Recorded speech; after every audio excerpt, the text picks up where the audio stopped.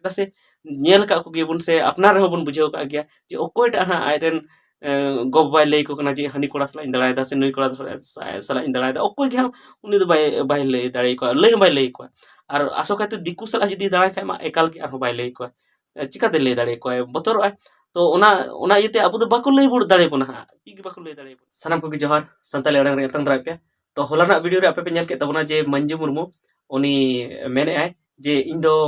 बांग कनाई दोषीदार दो से इन दो जोला ठे से दिकुटे दो बन जमाय कना और जहां वीडियो की वायरल कान तीन थे ना ओना दो फेक गया और ओना फेक खातिर तिगी हाँ इन दो नेने इन लेट कदा और उनी दो आयरन फैमिली साथे घारंज रेन जतो हर साथे वीडियो बनाव का ओना वीडियो रे दो हाँ आय बाबा मेना आय आयो मेना और ओना साथे आय बोहा मेना किने और ओना साथे आय दीदी हो मेना आय तेन्यां हो मेना उनको साथे वीडियो बनाव का और ओना रे आर मिटन कथा नवा को लय जे जे उनी दो एकाल की दोषीदार दो बांग कना आय गो बाबा किन मेने जे उनकी दो कटी खो अडी दुलर तिकिन हरा ले दिया और उनी उनकान छल कपट वाली गिदरे की बांग कना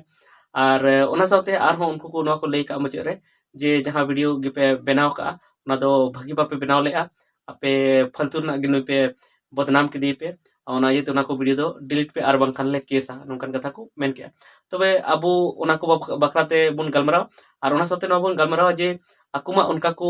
वीडियो बनाव खते को मेन के जे नुई दो हा दोषीदार दो बांग कनाय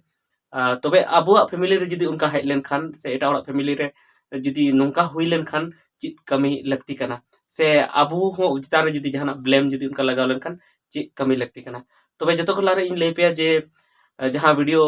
इन अपलोड के उनिया जहां रिप्लाई वीडियो से आर हो एटा होड़ जहां को अपलोड के तो उनारे अड़ी गान होड़ नोआ की कमेंट करते को मेने का जे उना दिन बाद चिकाते नोआ वीडियो हे एनते जुदी आज जुदी सरीगी जुदी उनका दोषीदार बांग कनाय से उनका मुस्लिम कोड़ा से दिकु सुला कोड़ा सला बाय दड़ान कना से बाय रोड़ेआ तबे खान दो उनी दो उसरा वीडियो बनाव लगती कानते जुदी उसरा वीडियो बनाव किया तबे हां उना दो कथा दो बांग पासनाव को और जहां की जहां तना की यूट्यूबर को से रोस्टर को वीडियो को बनाव लेआ उना प्रथम जहां को वीडियो को बनाव लेआ जत्तो हर के प्रथम वीडियो रे नोआ को मेन लेआ जे मंजू मुर्मू मेन मा जे इन दो दोषीदार बांग कने आया फेसबुक पेज रे हिजु मा और ओना साथे आया जहां यूट्यूब चैनल रे ओना हिजु मा हे कते मेन मा अदो मेनखान बाय बनाव लेआ अदो जेमन ओना कथा मेने जे फेक गी तहे कना ओना खातिर ते उना इन लेर का तो इन दो नोआ मेना जदी फेक कना आमे मेने तो मान तो उसरा हिजु लगती थे कना एकदम उना की सब्सक्राइबर को हो से एंते जहां कमेंट करते को लेया जतो उना को मेने जदी फेक खाय तो उसरा हिजु लगती थे कना चेदा से जहां चितार की जदी उनका ब्लेम लगा जहां चितार के आरोप लगा तबे उनी दो हाँ बाय थिर को उनी दो अड़िस गी बुझाव जदी झूठ मूठ ना जदी को आरोप आय खाय तबे देला लाहा से बुन गलमराव लगी जे जदी आबु चितान रे ब्लेम होई लेन खाय से उनका जदी जहां को झूठ मूठ ना आरोप लगावन खाय चिबन चिकाय तो इन दो जदी उनका ब्लेम है इन खाय जदी आरोप इनको लगाव खाय उसरा गे इन वीडियो बनावा उसरा गे वीडियो बनाव कते इन लay कोई जे इन दो दोषीदार बांग कने इन दो उनका दो बइन कमी का से कुड़ी गिद्र हो एटा कुड़ी गिद्र हो उनका बनाव कते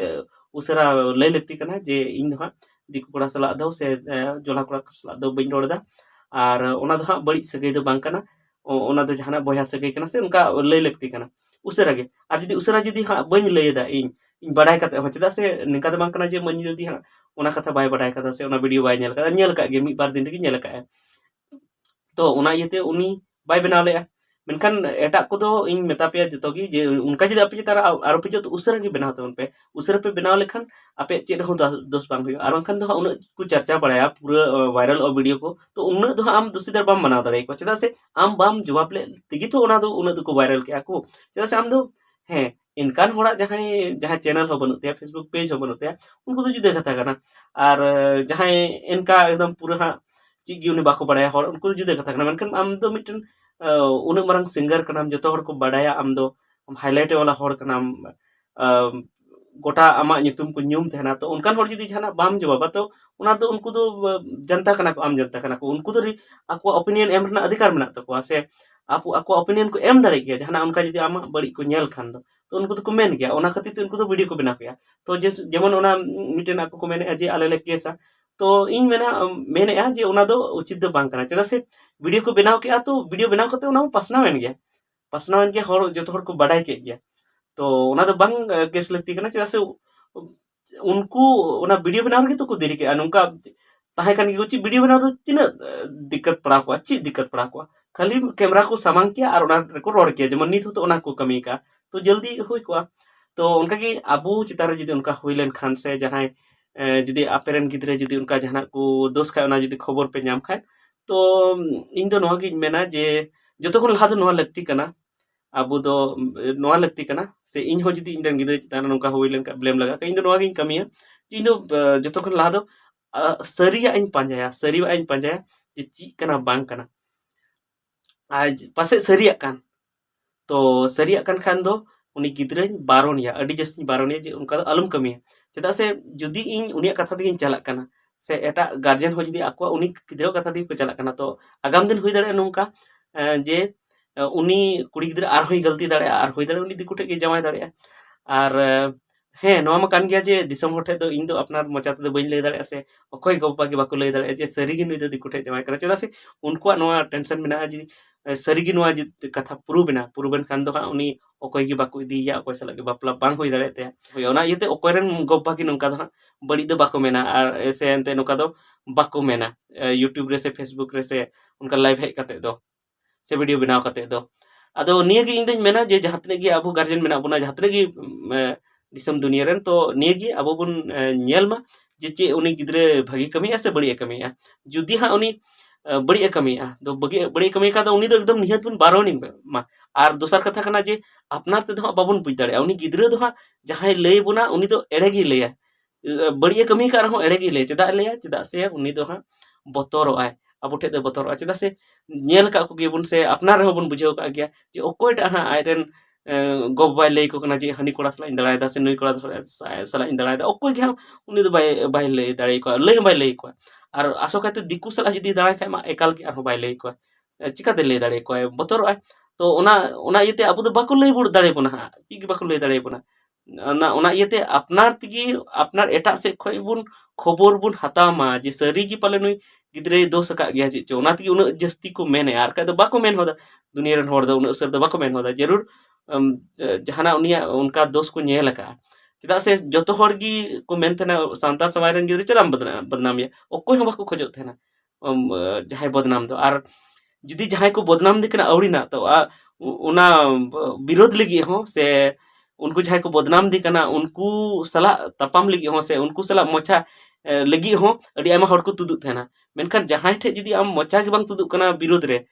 तबे दो बुझ में हुई दड़े नुई दोष का गया जतो ओनाते पता लगाव लगती कना तो अबरन जहां तने गिद्रे उनका जदी जहां को दोस्त बना जदी बाहर खय रोड़ो तो अपनार ते पता बुन लगामा और पता लगाव कते नोआ बुन मेताय मा जे नोका दो आलुम दोसा और सरीगी कथा को मेने हैं और नोआ दो कान गया जे आबू ते दिसम हर समाज दो नोआ दो बाबुन मेन दड़े जे नुई दो सरीगी दोस कदा आ जदी उना बुन मेन लेखा अपनार तिगे हां तबे माना तबे मा उनिया बापला बांग जितो से आरो अडिगान प्रॉब्लम हुई दड़े तबे निया गी तिया वीडियो दो थाय कना जे आबुरन गिद्रे जदी नोका को दोष लेखा आबो ची बुन चेकाया ची चेका लगती कना तो जतो खन लामा उनका वीडियो बना कते लई लगती कना जे नोआ दो फेक न्यूज कना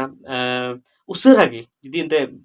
नि बाय दोष का और बखान तो कथा अडी जस्ती पसनाव और अडी जस्ती पसनाव लेन खान नित नोंका बाको पतिय कान लेका ओकोय गे हां दो अबो कथा बाको पतिय और बाको पतिय खाय दो अबो कष्ट बन बुझावा और दूसरा नंबर दो नोआ जे उनी जैसे हुई सरिया हम हुई दाड़े सरिया उनी दोष दाड़े तो ओना इते हानते नाते खय न्यूज माने कथा को कलेक्ट कते बाडाय लगती कना जदी सरिया कना सरिया कना चेदा से सनाम हर सला भूल दो हुई थन गे जदी सरीगी भूल का तो उनी मानव और बारोनी लगती कना और आगाम दिन रे आम गे दिक्कतम बुझा आमरन गिद्रम तेम पतियवना चेदा से कोई अपरान गिद्रे दो बड़ी दो बाको मेता को थे जहां को मेना इरे गिद्रे दो सरी गी रोड़दा आ जदी उनिया कथा ती उनी एड़े रोड़दा आर जदी पतियवते सरी मेतावते तबे हां आमा गी दिक्कत हुई दाड़े उनकड़े पतियव दिया मेनका उनी मा बड़ी कमी के ताम तायम ते तो ओना इयते उनी भागीते कथा माने जारवा कते से बडाय कते उनी बारोनी लगती कना तबे ठीक है निता वीडियो तो इने की रोडना थे कना उनी उनका कमी के तबना ओना खातिर ते अब हुदिस लगती कान तबना सी नवबतिन बनाव के तबना मा इनेगी मा सनाम को जोहर।